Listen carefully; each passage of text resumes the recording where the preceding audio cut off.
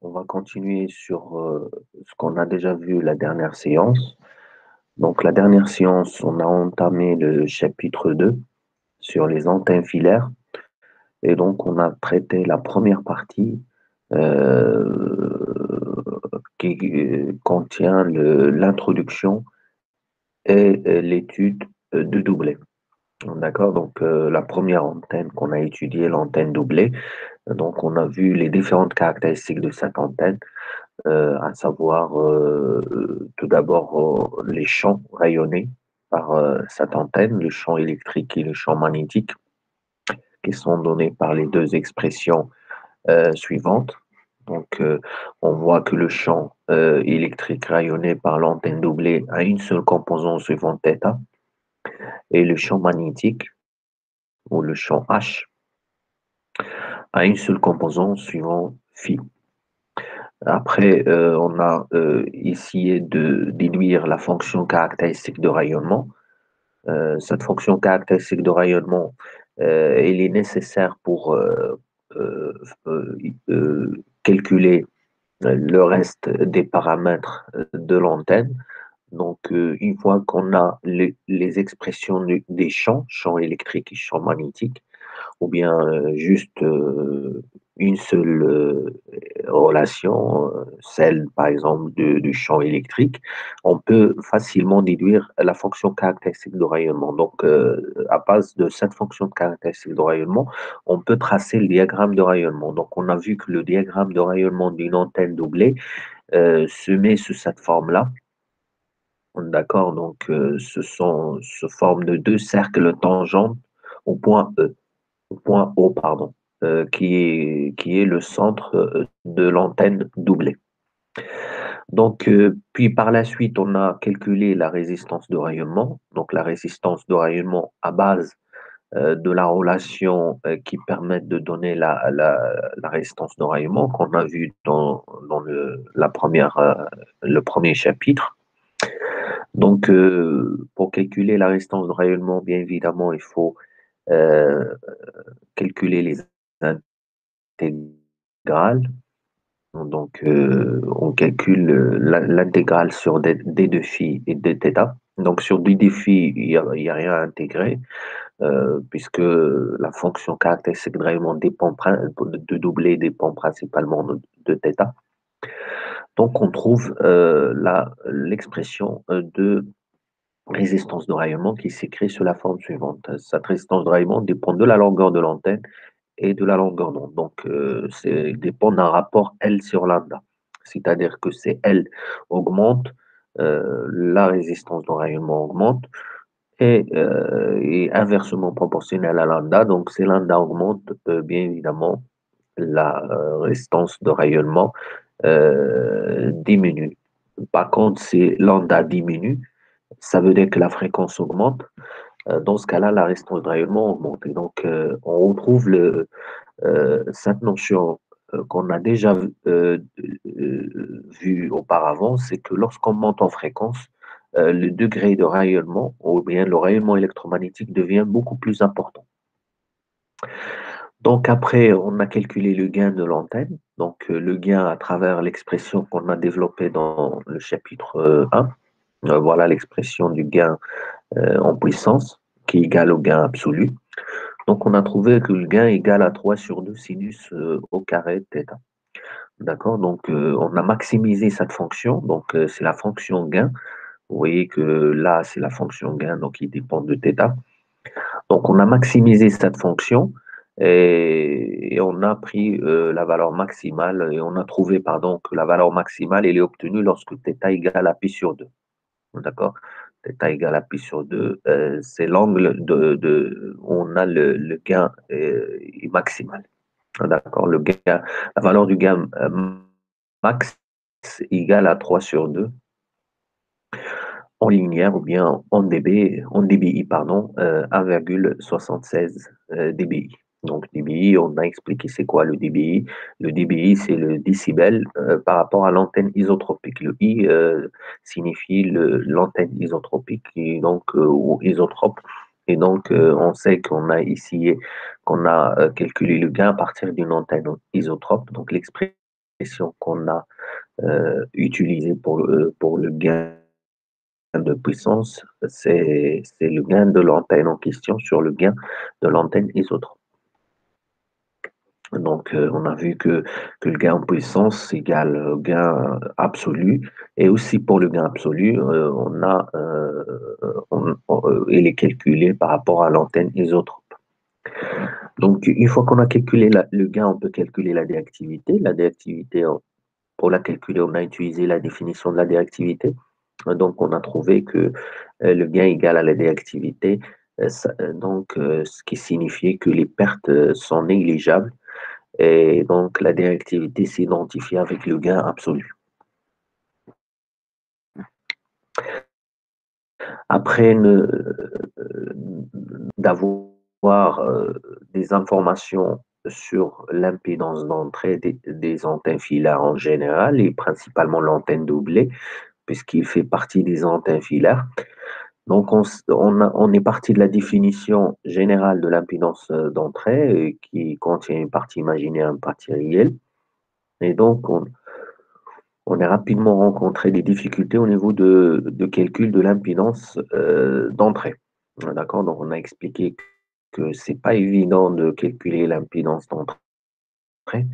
Et donc, d'après l'expérience, d'accord, on a pu développer des modèles euh, qui ont montré que les expressions de la partie imaginaire et la partie réelle de l'impédance d'entrée ne sont pas explicites et en même temps, ils sont en fonction d'un rapport de lambda sur L.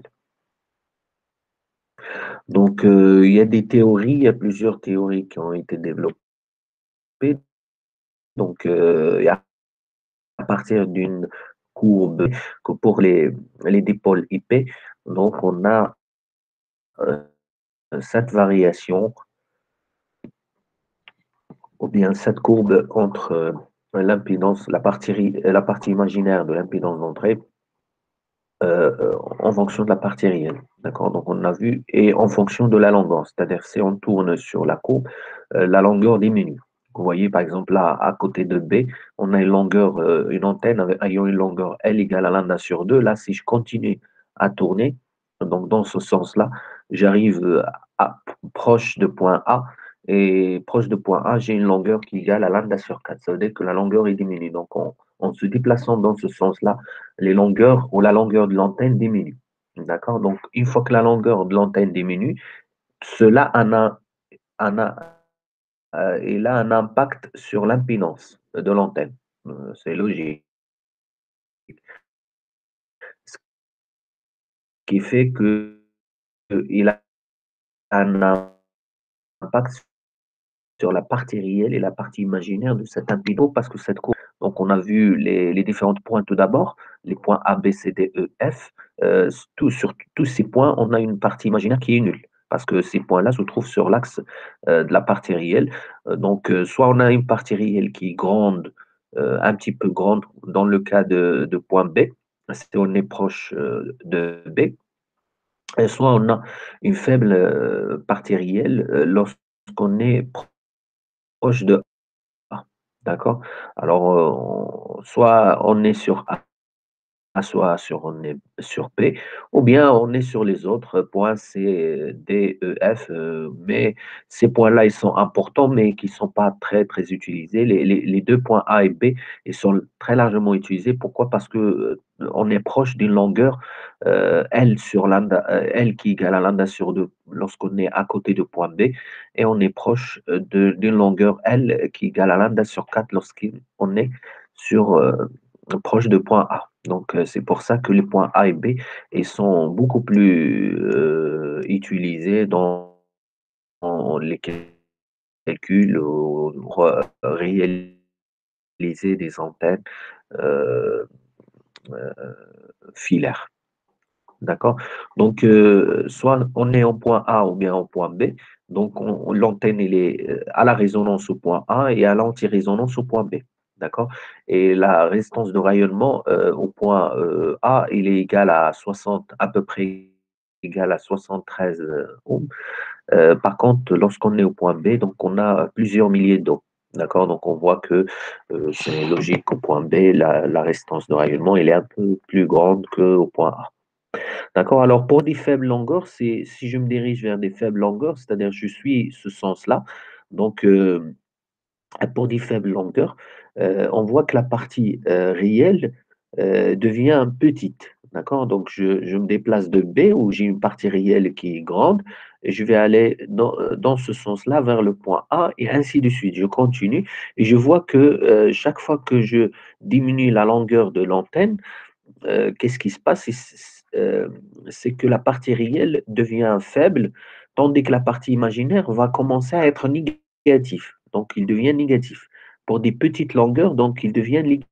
Ou bien pour des faibles longueurs, il devient négatif. On dit dans ce cas-là que l'antenne, il est vu comme une capacité. D'accord? Vu qu'il a une partie imaginaire qui est négative. Alors voilà, donc pour les antennes, toujours pour les antennes IP, donc on a vu trois remarques qui sont très importantes. Donc on a vu qu'on peut avoir l'impédance d'entrée en utilisant le théorème de Allen. C'est un théorème basé sur le principe des lignes de transmission, donc qui a été vu auparavant dans les cours précédents de donc, on a vu que l'impédance d'entrée égale à ZC cotangent de gamma L, ou bien ZC cotangent de alpha plus G bêta fois L, parce que gamma égale à alpha plus G bêta. Alpha, c'est coefficient d'atténuation ou d'affaiblissement, et A bêta, c'est constante de propagation. Alors, dans le cas où on a L est très inférieur à lambda, c'est-à-dire le cas des ondes longues, nous avons vu que l'impédance de l'antenne présentait une partie capacitive non négligeable. D'accord? Et donc, il faut accorder l'antenne. Alors, pour accorder l'antenne, on doit ramener un effet inductif et donc on doit utiliser une inductance. D'accord? Cette inductance, il va ramener l'effet inductif, hein, donc comme vous pouvez voir ici. Donc ça, c'est la source d'alimentation de l'antenne, ça, c'est la ligne de transmission, d'accord? Donc il y a la ligne de transmission qui ramène l'énergie vers l'antenne. La ligne de transmission, il est là. Et ça, c'est la source d'alimentation. Et la ligne de transmission qui achemine en fait la puissance ou l'alimentation. Et l'antenne, il est là. L'antenne, il est là. Et entre l'antenne et la ligne, on a adapté en utilisant cette inductance-là. D'accord? Une inductance L oméga, d'accord, ayant comme valeur ou comme réactance L oméga de telle façon à compenser l'effet capacitif. Donc, afin de minimiser les pertes déjà élevées en ondes longues, pour avoir un bon rendement, donc l'inductance doit être présentée doit présenter une faible résistance. Cette résistance doit être faible ou doit rester faible. De la résistance série, bien évidemment, doit rester faible qu'au possible pour que on minimise les pertes. Parce que le fait d'utiliser une inductance ayant une résistance élevée, cela peut bien évidemment maximiser les pertes dans l'antenne. Donc par une théorie et en se basant sur des calculs, bien évidemment, donc des calculs qui sont complexes, d'accord? Donc on a obtenu en fait les deux courbes suivants de la partie imaginaire et de la partie réelle, d'accord? La partie réelle et la partie imaginaire en fonction de K fois L, d'accord? K fois L, ou bien en fonction de L sur lambda, d'accord? Donc, L, c'est la constante de propagation, c'est 2pi sur lambda. D'accord? Donc, voilà. On voit que pour certains points, on a une forte impédance ou une grande impédance une partie réelle, pardon, une grande partie réelle. Et pour la partie imaginaire, donc on voit que parfois, il y a des points où la partie réelle, la partie imaginaire, elle est nulle. Et parfois, donc, on a des parties imaginaires qui sont positifs et aussi des parties imaginaires négatives. Ça dépend où on se place. Donc, il y a différents points. Hein, donc, les points les plus remarquables sur la courbe, ce sont les points A, B, C, D, E. D'accord? Ce sont les points suivants. Euh, d'accord. Donc voilà pour l'impédance d'entrée. Et voilà, on s'est arrêté la dernière fois. Maintenant, on va enchaîner sur la suite. Et pour continuer, on va étudier en fait les dépôles. Les dépôles qui sont aussi des types d'antennes très utilisés. Donc,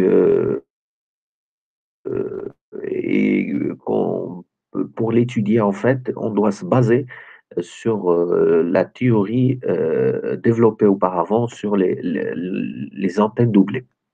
Alors, tout d'abord, la définition. Donc, c'est quoi un dipôle? Eh bien, un dipôle, c'est une antenne de base et non seulement il est présent dans nos nombreuses antennes plus complexes, comme étant un élément rayonnant, mais il sert aussi de référence pour beaucoup de calculs sur les antennes. D'accord? Donc, il faut savoir que pour l'antenne d'épaule ou les antennes d'épaule, parce que là, on a dit les dépôles, vu qu'il y a une variété de dépôles, parce qu'ils changent ou qu'ils diffèrent de leur longueur, il y a plusieurs longueurs, hein, donc il y a des pôles lambda sur 4, des pôles lambda sur 2, ainsi de suite. Donc, ils sont composés généralement de deux parties,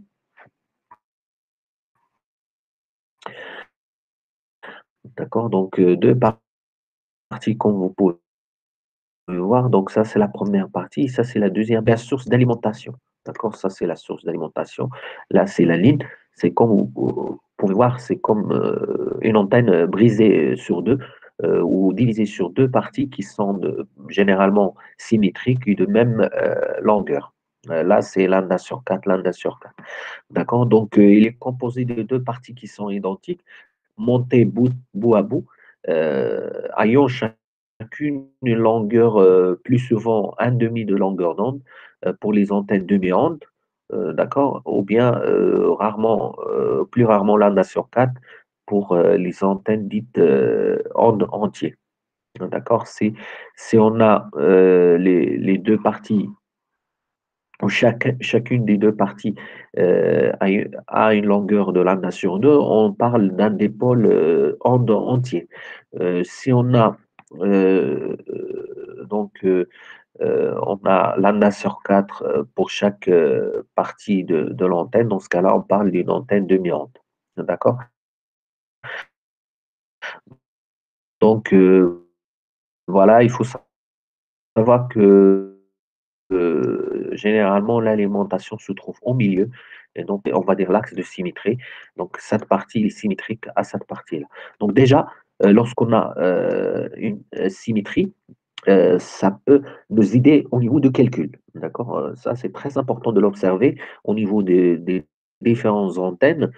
Donc, généralement, ou bien au niveau de n'importe quel problème, lorsque le problème il est symétrique ou le système il est symétrique, ça veut dire qu'on peut simplifier le calcul et donc on peut étudier une partie et supposer que l'autre partie, ou déduire l'autre partie, c'est-à-dire supposer qu'il va faire la même chose ou qui va donner le même effet. D'accord? Et donc, on peut simplifier le calcul et ne pas étudier toute l'antenne. Donc, étudier juste une partie de l'antenne et par symétrie, on peut déduire le fonctionnement global de l'antenne.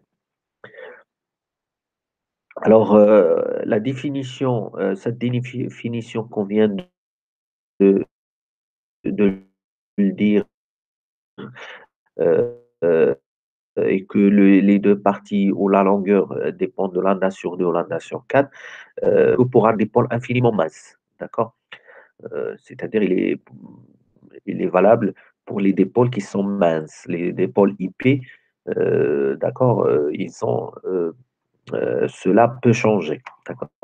Donc, euh, là, ce que vous voyez, c'est un fil conducteur, par exemple de cuivre, hein, c'est un fil de cuivre, d'accord, qui est très peu ne pas être mince, il peut être un dipôle épais, et d'ailleurs, c'est ce qu'on trouve dans le cas pratique. On verra par la suite les types de dipôles lorsqu'on euh, on va finir le calcul sur le dipôle. D'accord? On verra les différents types de dipôles pour les différentes applications. Et donc, généralement, c'est des dipôles qui sont épais, qui sont utilisés. D'accord? Là, on a pris le dépôle mince pour élaborer les calculs et la théorie à base d'un fil conducteur, parce qu'on sait résoudre les équations de Maxwell euh, en utilisant un fil conducteur, d'accord, sur ce modèle-là, qui est un modèle simplifié, dans le but après de généraliser sur les autres modèles ou les autres types de dépôts. Alors, en réalité, les conducteurs utilisés pour sa confection ayant un diamètre non négligeable, comme je viens de dire. Donc, généralement, c'est des pôles IP qui sont très utilisés pour les applications pratiques. Donc, il faudra appliquer à ces dimensions un facteur de correction qui est généralement admis comme étant égal à 0,95 s'il n'est pas spécifié autrement. D'accord? Et dans ce cas-là, pour prendre un exemple, euh, donc ici, on calculer les dimensions d'un dipôle qui va fonctionner à la fréquence de 21,05 MHz. D'accord? Donc, euh, donc, tout d'abord, on doit déterminer la longueur d'onde à partir de la longueur d'onde vitesse de la lumière 3 à la puissance 8 divisé sur R. Donc, on obtient que pour avoir une, un dipôle qui fonctionne à 21,05 MHz, il faut que ce nul 25. Donc, ça donne 7,126 mètres. D'accord? Et dans ce cas-là, on doit tenir compte, puisque le dipôle, il n'est pas mince, c'est un dipôle qui est un peu épais, d'accord, qui est utilisé dans le pratique. Et donc, on doit tenir compte de facteurs de correction qu'on vient de dire tout à l'heure. Et donc, la longueur définitive, dans ce cas-là, doit être multipliée par ce facteur correctif qui est généralement égal à 0,95. Sinon, il sera spécifié autrement. Donc, il sera donné comme autre valeur, mais généralement, on prend 0,95. D'accord? Donc, voilà, on le multiplie par la longueur qu'on vient de calculer. Donc, ça va donner 6,77 mètres. D'accord? Donc, si on veut une antenne d'épaule fonctionnant à cette fréquence-là, donc on doit prendre un dipôle de longueur 6,67 mètres. D'accord? Donc voilà, ça c'est juste un exemple, hein. Vous pouvez par exemple prendre une autre fréquence et faire le calcul et avoir une indication sur la longueur de l'antenne. Donc ça dépend de, de, de type d'antenne, ça dépend de la fréquence. Vous voyez que la fréquence, il a une relation directe avec la longueur. D'accord? La longueur de l'antenne et bien évidemment la longueur d'onde. Donc, une fois qu'on a la fréquence, on doit déduire la longueur d'onde. Et cette longueur d'onde, il sera utilisé pour avoir le type de dipôle, hein. Si c'est un dipôle lambda sur 2, donc on a L égale à lambda sur 2. Et donc, on calcule lambda sur 2 pour avoir la longueur. D'accord? Pour calculer la longueur L de l'antenne et faire le facteur de correction si jamais le dipôle, c'est un dipôle épais. Si c'est un dipôle mince, ça pose pas de problème. On peut ne pas faire ne pas multiplier par le facteur de correction. Mais il faut savoir que le dipôle mince, généralement, il est pas, il est pas très utilisé dans des applications pratiques. D'accord? Donc, c'est généralement en pratique, c'est des pôles épais qui sont utilisés. Alors maintenant, on va commencer l'étude sur l'antenne d'épaule ou les antennes d'épaule, hein. Donc, il y en a plusieurs selon leur longueur, hein. Donc, d'épaule lambda sur 2, lambda sur 4, ainsi de suite. Demi-onde, onde entier, quart d'onde, ainsi de suite. Et donc, la première des choses à faire ou à étudier sur une antenne, c'est le champ électrique. Si on n'a pas l'expression de champ électrique d'une antenne, on ne peut pas aller plus loin. D'accord? Donc, ça, c'est la première des choses, comme on l'a dit auparavant, donc, et comme on l'a fait aussi, pour l'antenne doublée, donc il faut retrouver la fonction l'expression de champ électrique, rayonné par, l'antenne en question. D'accord? Pourquoi? Parce que, l'expression de champ, c'est la clé qui va nous permettre de calculer toutes les autres paramètres de l'antenne. Donc, euh, et à travers l'expression de champ, on peut déduire la fonction caractéristique de rayonnement. D'accord? Et cette fonction caractéristique de rayonnement va nous aider à bien évidemment à tracer le diagramme de rayonnement, faire le calcul sur la puissance de rayonnement, la résistance de rayonnement, le gain, la directivité, ainsi de suite, d'accord? Et voir le gain max que peut fournir l'antenne, sa directivité ou l'angle de directivité maximale, ainsi de suite. D'accord? Alors c'est là c'est à partir de là qu'on doit commencer, c'est-à-dire trouver l'expression rayonnée, l'expression pardon du champ rayonné par l'antenne d'épaule. D'accord? Alors pour cela, on va poser le problème de cette manière-là. On a tête d'épaule qui est là, d'accord? Il est scindé en deux, hein, comme on a dit, deux parties identiques. Là, on a l'alimentation, d'accord? Et on a la ligne qui va acheminer l'alimentation à l'antenne.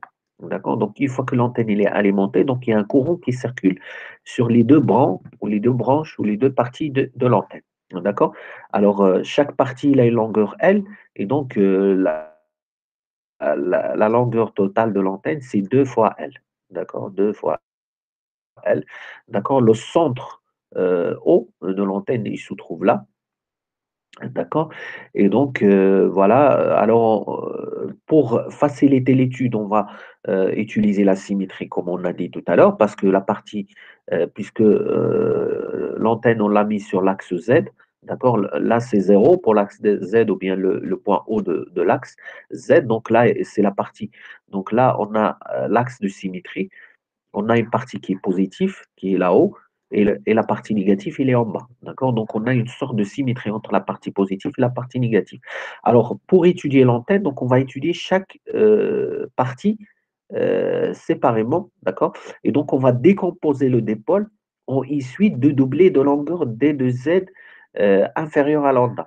D'accord? Donc, on va, euh, pour rentrer dans la définition du doublet, on sait que la longueur de doublé doit être très inférieure à lambda. D'accord? La longueur de doublé doit être très inférieure à lambda. Alors, ce qu'on va faire, c'est qu'on va prendre cette partie-là. Donc, on n'a pas besoin d'étudier les deux parties. On va étudier que la partie qui se trouve dans la partie positive. D'accord? La partie, cette partie-là. On va s'intéresser à cette partie-là. Et on va la décomposer à des petits éléments. Comme vous voyez là, un petit élément D de Z. D'accord? Ça, c'est l'élément D de Z. D'accord? De telle façon que D de Z qu'on va choisir, ou cet segment-là, cette petite segment, doit être inférieur à lambda. Pourquoi? Pour que on peut dire que D de Z, il s'agit d'un doublet. D'accord? Alors pourquoi? Parce que le doublet, on sait l'expression du champ électrique rayonné par le doublet. D'accord? Et donc, on va supposer que cette partie de l'antenne, elle est composée de plusieurs doublets. D'accord? Et chaque doublet va rayonner un champ électrique, d'accord, va rayonner un champ électrique qu'on connaît son expression, qu'il est déjà donné et qu'on a vu lorsqu'on a étudié l'antenne doublée. D'accord? Et puis on va intégrer, en fait, on va intégrer sur l'élément D2Z. D'accord? C'est-à-dire on va intégrer sur toute la longueur de l'antenne. D'accord? Tout en prenant en considération la partie symétrique ou la partie qui se trouve euh, de côté négatif. D'accord? Alors, je répète, donc on va décomposer le dipôle à une suite de doublés de longueur d de z très inférieure à lambda, parce que ça, c'est la règle pour qu'on pour que l'antenne soit doublée. D'accord? Pour qu'on soit dans les conditions de doubler, il faut que la longueur du doublé soit très inférieure à l'antenne. Alors, un doublé situé de côté Z, de longueur des deux Z, rayon. Donc, si je prends un doublé, comme par exemple ce segment-là, je suppose que ça, c'est un doublé. Donc, ce doublé-là va rayonner à grande distance, bien évidemment, lorsque je suis sur le point P, qui appartient au champ lointain, toujours, parce que, comme on l'a dit, pour calculer le champ rayonné, on doit toujours se placer dans l'approximation du champ lointain, euh, c'est-à-dire très loin de l'antenne. Pourquoi? Parce que c'est là-bas où on peut avoir une expression de champ électrique, comme on a dit auparavant, et une décroissance de densité de puissance. C'est ce qu'on a vu dans la première partie de ce cours-là, ou la première science, c'est ce qu'on a appelé la zone de Fahrenheit. C'est la zone du champ lointain. C'est là-bas on peut calculer le champ. Alors, un doublé, si je considère un doublé D2Z qui est là, situé sur Z, bien évidemment, de longueur D2Z, va rayonner à grande distance au point P, suivant l'angle θ, hein, donc suivant cet angle θ hein, qui est là, cet angle θ, un champ élémentaire donné par cette expression-là. D de E de θ de Z, on sait qu'il y a une seule composante du champ, comme on a vu pour le cas du doublé, c'est la composante suivante θ, d'accord, qui est égale à G 60 pi divisé sur lambda R et de Z sinus θ exponentielle moins GKR D de Z. D'accord, donc j'ai multiplié par D de Z. D de Z, c'est la longueur du doublé. D'accord, et là j'ai un élément de champ, si vous voulez, D de E θ. D'accord? Si je veux le champ en entier, rayonné par toute cette partie-là, si vous voulez, donc il faut que j'intègre l'équation ou la relation pour avoir la, l'expression du champ. Chose que je vais le faire plus tard. D'accord? Alors, je vais faire encore quelques approximations pour essayer de faciliter l'étude. D'accord? Alors, l'étude de rayonnement est en fait à grande distance, et donc on peut considérer que QP est parallèle à OP. D'accord? Donc, QP, Q, que vous voyez là, c'est le centre de ce segment D2Z, le Q, le point Q, d'accord? C'est le centre, ce qui va nous donner cette segment-là, QP, d'accord? QP qui est là, d'accord? C'est entre le centre du doublé, qui est au point Q, et le point P, on calcule le champ au point P qui appartient au champ lointain, zone du champ lointain, et c'est là-bas qu'on va calculer l'expression de champ. D'accord? Et le point O, le centre de l'axe OZ, d'accord? Le centre ou le centre de l'antenne des pôles et le point P. C'est-à-dire ces deux segments, lorsque P est très loin, lorsque P est très loin, donc ces deux segments peuvent être considérés parallèles. D'accord? CP est très très très loin, donc on peut dire qu'ils sont un petit peu parallèles, hein. On peut dire qu'ils sont parallèles. D'accord? Et dans ce cas-là, on peut, on peut écrire que QP égale à OP moins EH. D'accord? QP, donc QP, il va être égal à OP, c'est-à-dire toute cette segment-là, de O jusqu'à P, d'accord? Moins OH, c'est-à-dire cette partie-là. D'accord, ce segment-là. D'accord, donc on va déduire ça de ça, d'accord, donc on va dire que QP égale à OP moins OH. Cela est valable si bien évidemment P il est très très loin, on est à très très grande distance, hein, et donc on peut supposer qu'on a les deux, ou plutôt les deux segments QP et OP sont parallèles.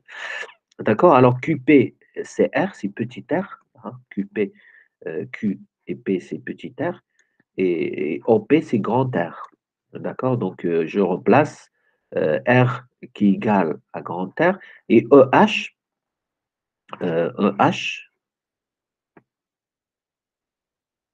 donc EH, il est là, c'est ce segment-là. j'utilise la relation suivante, c'est que EH, je vais utiliser l'angle θ, ça va être Z cosinus θ. D'accord? Ça va être, pour moi, EH, ça va être Z cosinus θ. D'accord? Donc, j'utilise l'angle qui est là et j'utilise le triangle. Là, j'ai le triangle, je vois que je peux utiliser la relation et je peux déduire EH. Hein. Je peux déduire EH. Et donc, EH pour moi, c'est Z. Je peux l'écrire sous la forme suivante, EH égale à Z cosinus θ. D'accord? Pourquoi on a fait ça? Eh bien, tout simplement pour séparer en fait l'exponentielle. Cette exponentielle-là va me poser problème, le petit r qui est là, d'accord, l'écrire autrement. Donc, exponentielle, dans ce cas-là, je peux écrire exponentielle moins gkr comme exponentielle moins gk grand R, multiplié par exponentielle gkz cosinus θ. D'accord? Alors, puisque je suis à grande distance, je peux supposer que 1 sur R est approximativement égal à 1 sur grand R, d'accord? R est grand R et petit r, et c'est comme je dis que grand R égale à petit r. Hein. Donc voilà, ils sont à peu près égales, bien évidemment, en supposant que le point P est très loin, d'accord? Appartient aux zones de champ lointain, c'est-à-dire je suis très très très très loin de l'antenne. Dans ce cas-là, je peux écrire ou l'expression de champ de tout à l'heure peut s'exprimer sous la forme suivante. Donc, ce qui a changé, c'est l'exponentielle. D'accord? Donc, l'exponentielle qui est là, je l'ai remplacé par. Donc, j'ai utilisé en fait cette relation et j'ai remplacé exponentiellement GKR par cette partie-là dans l'expression de champ de tout à l'heure, l'expression qu'on avait ici. Hein, donc, l'exponentielle de moins GKR, je l'ai remplacé par deux exponentielles, exponentielle moins GK grand R, multiplié par exponentielle GKZ cosinus θ. D'accord? Donc, cela va faire intervenir l'angle θ et Z. Bien évidemment, le paramètre Z, le paramètre de l'intégration qui dépend de l'élément d de Z. D'accord? Donc, maintenant, je vais parler sur la symétrie. D'accord? Je vais parler sur la symétrie et je vais supposer que chaque doublet qui se trouve sur cette partie-là aura un doublet symétrique de l'autre côté, sur la partie négative, parce que là, l'axe de symétrie, d'accord? Là, c'est la partie positive, vers OZ, c'est la partie positive, et O moins Z, de côté bas, c'est-à-dire dans cette direction-là, on a une partie qui est négative, et donc on a une sorte de symétrie. C'est-à-dire ce doublé-là, il a un doublé qui est symétrique à lui de ce côté-là. D'accord? Et donc, dans ce cas-là, si je prends un autre doublé, donc il aura un autre doublé qui est symétrique à lui. D'accord? Et donc, les deux doublés symétriques par rapport à eux vont rayonner euh, à grande distance un champ élémentaire donné par cette expression-là. D'accord? D de Eθ va être égal à D de Eθz plus D de Eθ moins Z. D'accord? Donc, sorte de symétrie. J'ai composé l'antenne d'épaule sous forme des doublés. Et donc, chaque doublé qui se trouve sur la partie positive, il a un doublé qui est symétrique à lui sur la partie négative. Et donc, l'expression du champ va être la somme de champs rayonnés par chaque doublé. Le doublé de côté positif et le doublé de côté négatif. Donc, c'est la somme des deux doublés. D'accord? Donc, si j'utilise cette relation, dans cette relation, j'introduis en fait l'expression de champ. D'accord? Donc, j'obtiens la relation suivante. Hein. Donc, cette partie-là reste inchangée. Donc, je factorise par cette partie-là. Et là, j'ai I de Z, le courant sur Z, exponentielle GKZ cosinus θ, plus I moins Z, exponentielle moins GKZ cosinus θ. D'accord? Vous voyez l'exponentielle, il y a le signe moins de ce côté-là. D'accord? Là, on a le signe positif et là, on a le signe négatif. D'accord? Alors, compte tenu que le courant la fonction courant et les, si vous voulez, les paires. D'accord? Ça, c'est une supposition. Vous voyez que pour résoudre le problème, on a fait beaucoup d'approximations. D'accord? On a fait beaucoup d'approximations, vu que l'antenne d'épaule, c'est quand même une antenne où le calcul du champ électrique pour une antenne d'épaule, c'est un calcul qui est très complexe, hein, qui est très compliqué. D'accord? Et donc, si on ne fait pas ces approximations-là, on ne va pas s'en sortir. On ne va pas avoir une expression de champ et si on n'a pas une expression de champ rayonnée par cette antenne-là, on ne peut pas, bien évidemment, on peut pas aller plus loin dans l'étude de l'antenne. D'accord? Donc, on va supposer que, parce que l'alimentation, c'est nous qu'on alimente l'antenne, donc on lui donne un sorte de courant, et donc on va supposer que la fonction courant, qui dépend certainement de Z, il est pair. Ça veut dire quoi? Ça veut dire que I de moins Z, ou de simplifier l'expression. D'accord? Et donc, on tombe sur cette expression-là. D'accord? Donc, cette partie-là n'a pas changé. C'est toujours la même, si vous voulez. Sauf qu'on a factorisé avec I de Z, I de Z, pardon, vu que I de moins Z égale à I de Z. Donc, je peux factoriser par I de Z là et là. D'accord? Et donc ce qui est cosinus compte de la symétrie donc des deux parties. Maintenant il faut que j'intègre sur toute l'antenne, d'accord, sur toute l'antenne pour avoir l'expression globale de champ. L'antenne elle est placée sur l'axe Z, d'accord. Donc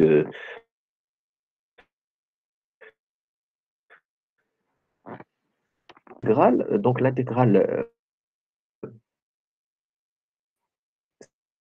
ça va me donner Eθ. Et donc, Eθ s'écrit sous la forme suivante. Donc, cette partie-là qui reste la même que tout à l'heure. Et l'intégrale I de Z, donc I de Z, je l'ai fait, le courant dépend de Z, je l'ai introduit à l'intérieur de l'intégrale parce qu'il dépend de Z. Cosinus de KZ intégrale de champ, il faut que je résous cette intégrale-là, entre 0 et L. L, c'est la longueur de la partie de doublé. D'accord? J'ai intégré sur la partie de doublé. D'accord? Après, je vais généraliser, bien évidemment. Je vais tenir compte de la symétrie.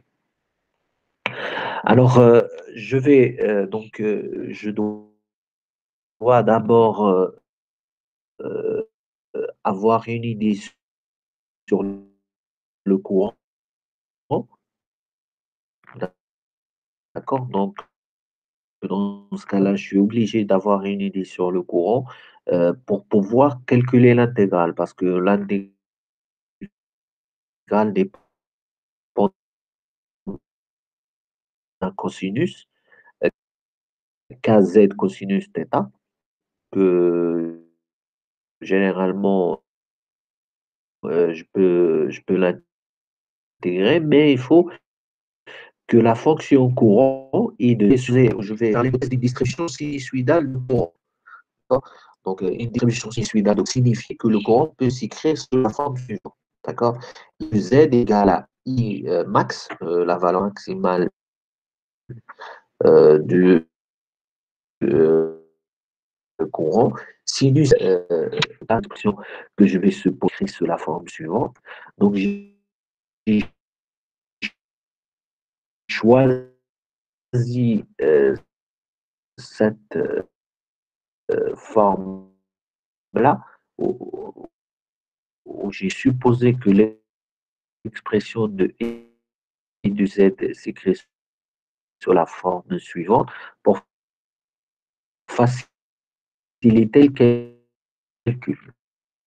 Bien évidemment, c'est toujours aussi dans l'approche des approximations approximation, le modèle, il fait des calculs. Parce que vous voyez que le calcul, par approximation, aide par son expression, donc dans l'expression du champ, d'accord, et on obtient cette expression-là que vous voyez là. Donc là, on a mis le sinus,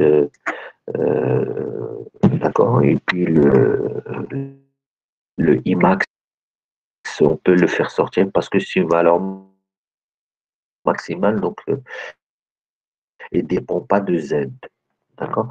Alors, cela revient à faire l'intégrale de cette fonction-là, d'accord, sinus, cosinus,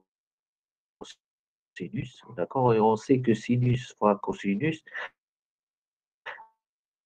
peut s'écrire sous la forme suivante. C'est un demi-sinus, c'est un demi-sinus euh, de, donc, on peut utiliser en fait la métrique sinus, qui est un demi-sinus qui peut s'écrire sur la que je peux le simplifier donc par la suite.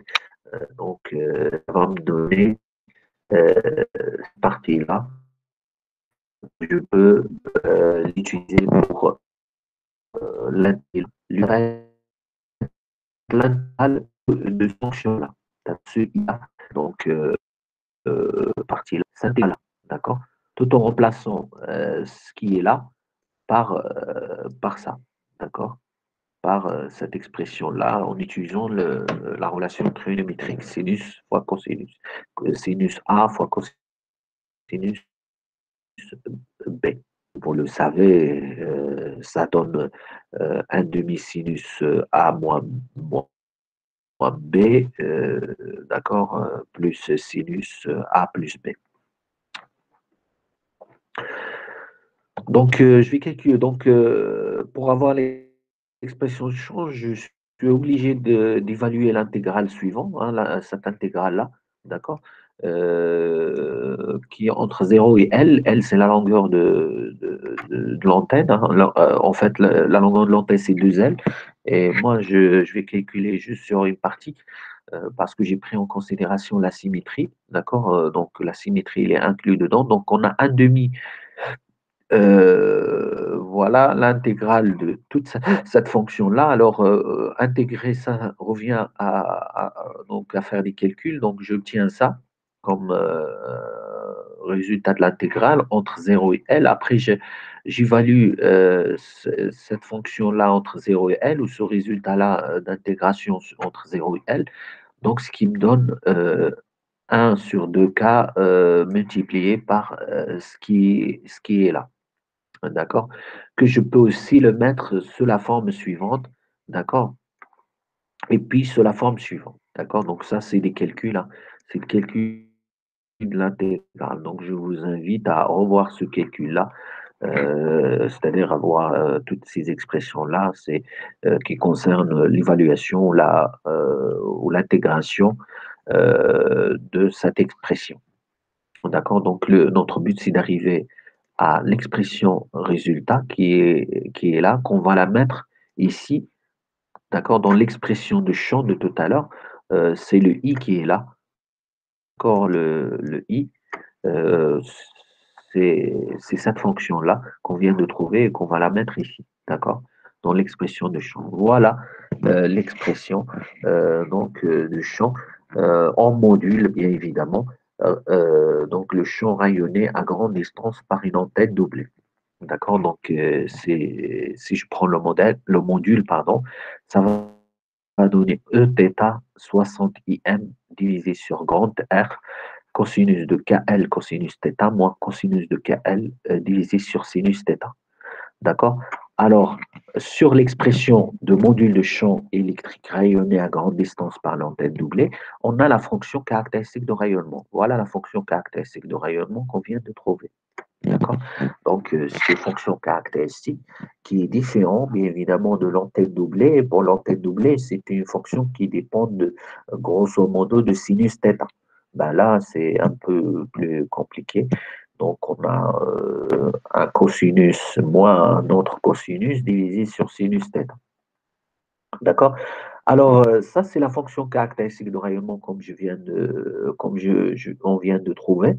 D'accord? Donc, il dépend seulement de θ. Il ne dépend pas de phi pour le moment. D'accord? Pour l'antenne dipôle aussi, il ne dépend pas de phi. Il ne dépend que de θ. Normalement, la fonction caractéristique de rayonnement, il dépend de phi θ. D'accord? Mais pour certaines antennes, on peut constater qu'ils dépendent tout simplement de, de, de θ.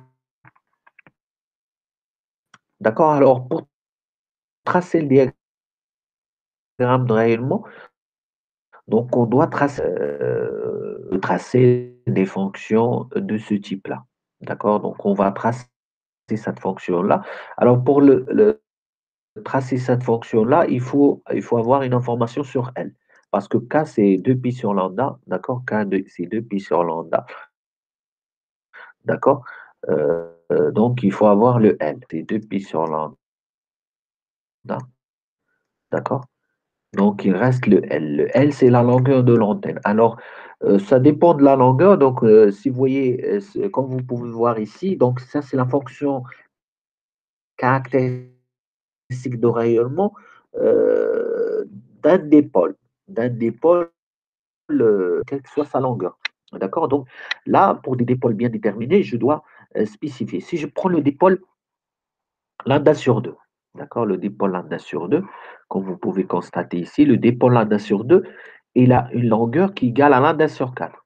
D'accord? Lambda sur 4. D'accord? Donc, dans ce cas-là, je remplace ici K fois L. K multiplie K fois L, ça veut dire j'ai pi sur 2. D'accord? Ça me donne pi sur 2.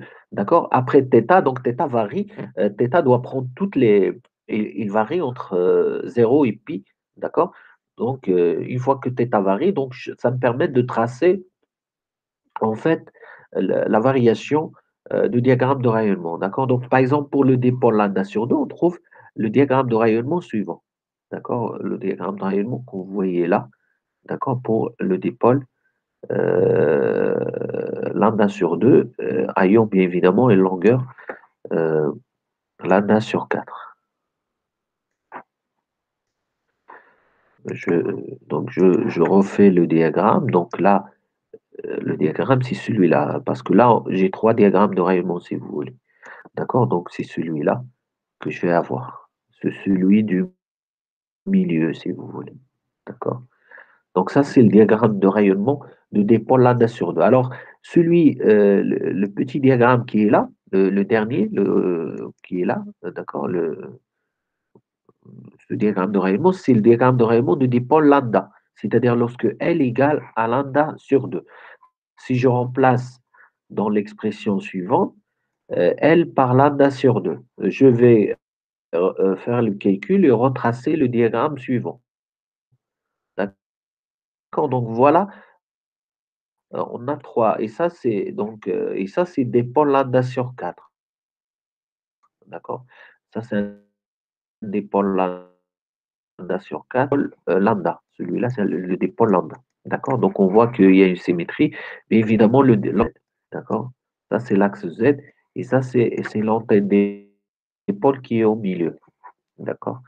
Donc, voilà le diagramme de rayonnement issu, bien évidemment, de la fonction caractéristique de rayonnement. Donc, une fois que je trace la fonction caractéristique de rayonnement, je trouve en fait le diagramme de rayonnement pour trois types de dipôles. Là, j'ai le diagramme de rayonnement de trois dipôles différents qui diffèrent par leur longueur. Alors, je peux aussi calculer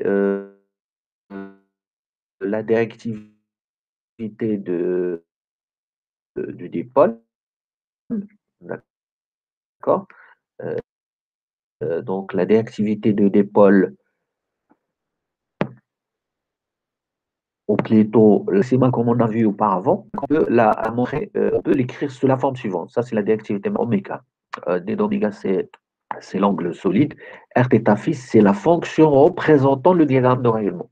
D'accord? Ce n'est pas la fonction caractéristique de rayonnement, mais la fonction représentant le diagramme de rayonnement. Alors, pour calculer la directivité maximale, il faut qu'on sait la longueur de quel dipôle ou la longueur de l'antenne. D'accord? Alors, RT de rayonnement normalisé en puissance. D'accord? Alors, pour L égale à lambda sur 4, donc je vais calculer la directivité maximale pour un dipôle lambda sur 2. On sait que L égale à lambda sur 4. D'accord? Et donc, dans ce cas-là, R θ phi va s'écrire sous la forme suivante. C'est cosinus carré P sur 2 cosinus θ sur sinus carré de θ. Donc, R θ phi, je l'ai obtenu à partir de la fonction caractéristique de rayonnement. D'accord? Donc, je sais R, comment écrire, ou je connais l'expression de R θ phi. R θ phi, c'est le diagramme normalisé en puissance. D'accord? C'est E au carré sur E max, ainsi de suite, ou là, donc ça peut être l'intensité max, l'intensité sur l'intensité max, ainsi de suite. On a défini R θ phi auparavant dans le chapitre 1 et on va l'utiliser ici pour calculer l'intégrale ou cette intégrale-là qui va nous permettre de calculer la directivité maximale. Donc, R θ phi, je peux la déduire facilement lorsque L égale à lambda sur 4, c'est-à-dire pour une antenne demi-onde. D'accord? Et donc, la directivité va s'écrire sous la forme suivante. Voilà, je remplace R θ phi ici, d'accord, dans cette expression-là, et j'obtiens l'expression de la directivité maximale qui s'écrit sous la forme suivante, 4pi, l'intégrale entre 0 et 2pi de d de phi, donc cette fonction R θ phi ne dépend pas de phi, donc l'intégrale sur phi, je peux le faire, je peux le faire sortir et ça va me donner 2pi si j'intègre entre 0 et 2pi. Puis, j'ai l'intégrale ici de cosinus carré pi sur 2 cosinus θ sur sinus carré θ. D'accord? Donc, tout revient entre 0 et pi parce que le sinus, pardon, l'angle θ varie entre 0 et pi. Donc, calculer la directivité maximale revient à résoudre l'intégrale suivante. D'accord? Donc, on doit voir comment résoudre l'intégrale de cosinus carré P sur 2 cosinus θ sur sinus θ. C'est chose qui va nécessiter un petit peu de calcul. D'accord? C'est ce qu'on a fait sur cette diapo. Donc, je ne vais pas rentrer dans tous les calculs, mais vous pouvez après vérifier. Donc, tout d'abord, on a fait un changement de variable. On a posé que x, d'accord? Donc, on a posé que x égale à p fois 1 moins cosinus θ. D'accord? Donc, on veut calculer l'intégrale suivante, d'accord, qu'on a vu tout à l'heure. Et donc, on a fait un changement de variable. Ce changement de variable va nous permettre d'écrire l'intégrale sous forme suivante en fonction de x. D'accord? Alors, on va décomposer la fonction qu'on a obtenue ici. D'accord? Cette fonction, on sait que 1 sur x multiplié par 2 moins x sur p, x divisé sur p égale à 1 sur 2x plus 1 sur 2pi, 2 moins x sur p. D'accord? Donc, on la décompose, si vous voulez. Hein, il est décomposé là. D'accord? On l'utilise. Donc, on obtient en fait l'intégrale sous la forme suivante. Donc, vous voyez que l'intégrale a changé de borne, vu qu'on a changé qu'on a fait un changement de variable de θ à x, d'accord? Donc, on continue, on compose les deux parties, donc on obtient deux parties, si vous voulez, d'accord? Qu'on peut les intégrer facilement, d'accord? Donc, on peut les intégrer facilement, donc en posant un deuxième changement de variable pour cette partie-là, pour la deuxième fonction. Donc, on va supposer que y égale à 2x moins p. D'accord? Et donc, on va changer. Et lorsqu'on va faire le changement de variable, cette partie-là va être égale à la première partie. Et donc, on a l'intégrale de 1 demi. Donc, plutôt, notre intégrale va être égale à 1 demi, l'intégrale entre 0 et 2pi de 1 moins cosinus x sur x d de x. D'accord? Alors on sait que l'intégrale entre t0 pardon, de 1 moins cosinus x sur x d de x égale à logarithme de t plus sigma plus ci de t. D'accord? Donc avec le sigma qui est là, c'est la constante de l'air. D'accord? C'est la constante de l'air égale à 0,5792. D'accord?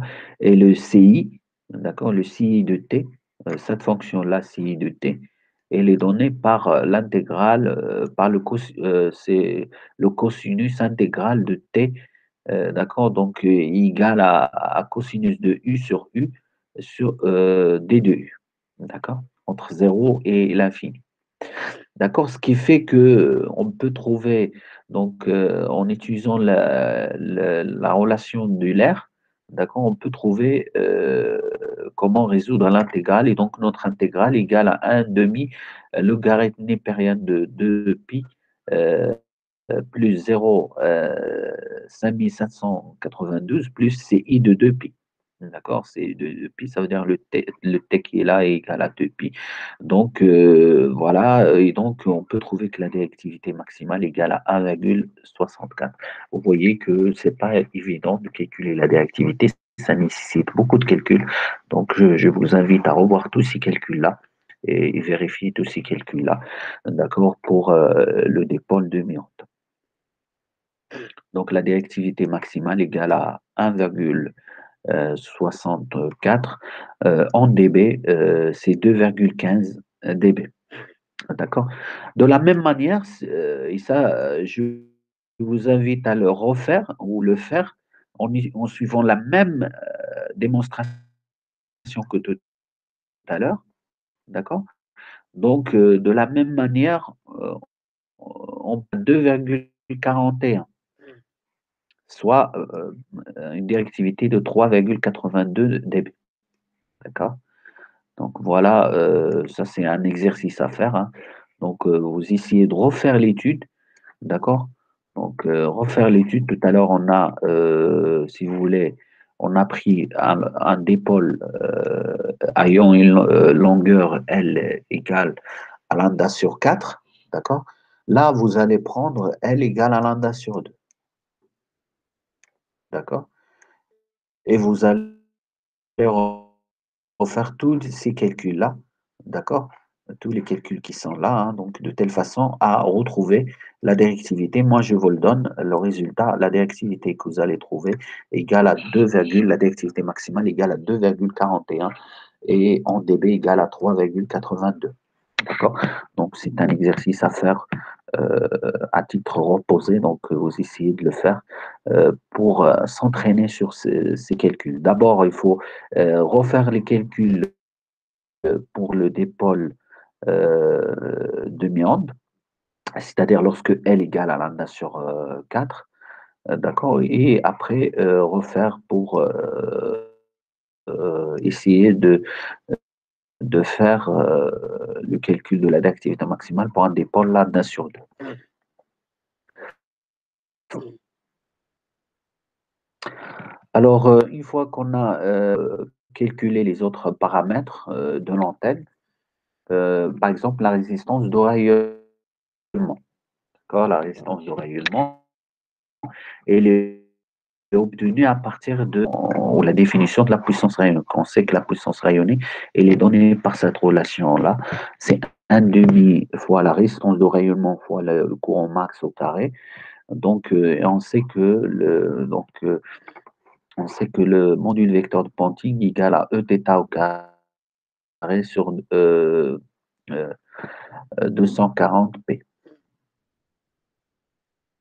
Alors, toujours le module de champ rayonné à grande distance euh, par un dipôle de Méandre, là, sur 4, si je prends un dipôle de Méandre, ça veut dire L égale à lambda sur 4, le champ rayonné à grande distance, il est donné où le module de champ, il est donné par cette relation-là. D'accord? On l'a démontré tout à l'heure. E θ égale cosinus sur E cosinus θ, parce que là, le vecteur de θ qui est là, cosinus carré P sur 2 cosinus θ, sinus carré θ. D'accord? Et donc, la puissance rayonnée, donc le calcul, pour retrouver la résistance de rayonnement, je dois calculer PR, et PR, c'est l'intégrale de la densité de puissance S, d'accord, qui peut s'écrire sous la forme suivante, fonction, lorsque je remplace la surface par son expression, hein, donc en utilisant l'angle solide. Donc on a S R au carré, sinus θ, dθ, d de phi. Donc d de phi, ça pose pas de problème, l'intégrale sur phi, puisque les fonctions qu'on utilise ne dépendent pas donc là, la densité de puissance ne dépend pas de phi, il dépend tout simplement de θ, comme on peut voir ici. D'accord? Donc, on va faire le même calcul d'intégrale, hein. Hein, donc, on va faire le même calcul que tout à l'heure, hein. Donc, cela va nous donner le même calcul qu'on a fait tout à l'heure pour l'activité. Et qu'on obtient ce qui fait que j'écris sous la forme suivante. Donc, pour un dipôle lambda sur 4 ou un dipôle demi-onde égal à 73,12 ohms. D'accord? Donc, voilà la résistance de rayonnement d'une antenne dipôle demi-onde. D'accord? Lambda sur 4. La même chose, vous pouvez calculer cette résistance de rayonnement pour un autre type de dipôle, hein. Donc, on a vu que en changeant la longueur de dipôle, on change du type d'antenne. D'accord? Et la résistance de rayonnement peut changer. D'accord? Et donc, là, on l'a calculé à titre d'exemple pour l'antenne demi-onde.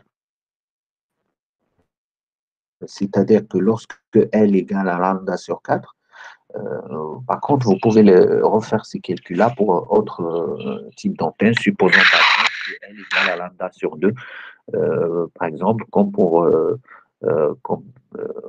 je vous ai demandé de le faire pour la directivité maximale, donc vous pouvez le faire aussi pour la résistance de rayonnement. Alors voilà un tableau qui spécifie les différentes ou les résultats de calcul obtenus sur certains types d'antennes. Donc là, on a le type d'antenne, hein. Donc on a trois antennes, hein. On peut élargir le tableau si vous voulez, hein, mais pour le moment, j'ai les données pour trois types d'antennes, hein. Donc on a l'antenne doublée qu'on a vue au départ, puis l'antenne dipôle lambda sur 2, puis l'antenne dipôle lambda. D'accord? Alors la longueur pour le doublé est très inférieure devant lambda. La longueur de dipôle lambda sur 2, il est de lambda sur 4. La longueur de dipôle L, de dipôle pardon, lambda, euh, c'est L égale à lambda sur 2. D'accord? Donc voilà les longueurs, hein, de ces trois antennes. D'accord? La fonction caractéristique pour chaque antenne, l'antenne dipôle, c'est sinus θ. Pour l'antenne doublée, ça dépend de la fonction caractéristique de rayonnement qu'on a calculée. Donc il faut remplacer la longueur, hein, le L, dans l'expression de la fonction caractéristique de rayonnement pour trouver la fonction adéquate pour le type de dipôle. Ça dépend du type de dipôle, ça dépend de la longueur, hein. Vous voyez que la longueur a une influence sur la fonction caractéristique de rayonnement. Donc le rayonnement n'est pas le même si je change de longueur. L'angle ou l'angle de rayonnement maximal, l'angle de rayonnement maximal, d'accord, donc pi sur 2 pour, où on a le gain max, si vous voulez, c'est le pi sur 2 pour l'antenne doublée, hein, donc on l'a calculé, Pour les autres antennes, l'antenne d'épaule lambda sur 2 et d'épaule lambda, on peut aussi les calculer. On trouve 98 degrés pour le dépôle lambda sur 2 et 45 degrés pour le dépôle lambda sur 4. La directivité maximale, bien évidemment, c'est 1,5 pour l'antenne doublée. Pour l'antenne d'épaule lambda sur 2, c'est 1,64. Et pour l'antenne d'épaule lambda, c'est 2,41. D'accord? Donc, on l'a calculé, si vous voulez, pour la dipôle lambda sur 2. Et pour le dipôle lambda, je vous ai demandé de le faire sous forme d'exercice. Pour la directivité, donc 1,76 pour le doublé, on l'a calculé. Pour en dB, bien évidemment, donc là, c'est juste en dB, on passe en dB. Et donc, pour le dipôle lambda sur 2, c'est 2,14 et le dipôle lambda, c'est 3,82 dB. Donc voilà quelques caractéristiques des antennes filaires, antenne doublée, antenne d'épaule lambda sur 2, antenne d'épaule lambda. Donc vous voyez qu'on peut avoir des variétés des antennes d'épaule, ça dépend de leur angle, plutôt de leur longueur, et aussi ça dépend de leur épaisseur. Est-ce que c'est mince, est-ce que c'est épais? Généralement, nous, on a travaillé avec les antennes d'épaule minces vu que c'est facile de développer la théorie autour de ces types de dépôles. Par contre, dans le pratique, c'est principalement les dépôles épais qu'on trouve. Et donc, généralement, ça ne va pas changer beaucoup, hein, juste on tient compte de certaines modifications dans les différentes relations, hein, comme la longueur qui va être un peu ajustée, d'accord? Et puis, généralement, on a plus ou moins le même comportement, hein, donc on considère qu'on a presque le même comportement que dans la durée, parce que, voilà, et comme vous avez vu, c'est pas évident hein, de faire des calculs. Toujours, on se base sur des approximations. Et donc, le résultat qu'on obtient, c'est juste à titre indicatif, hein, donc qui va nous permettre d'avoir juste une indication sur le gain, sur l'angle de rayonnement maximal, pardon. Par contre, aussi pour la fonction caractéristique de rayonnement, ainsi de suite. D'accord? Donc, tous ces paramètres-là sont à titre indicatif puisqu'ils sont basés sur plusieurs approximations. Et donc, c'est juste pour avoir un modèle approché de ce qui va se passer en réalité. Sur toutes ces approximations, on arrive quand même à euh, identifier un peu les différents paramètres et quantifier en fait l'étude sur chaque type d'antenne.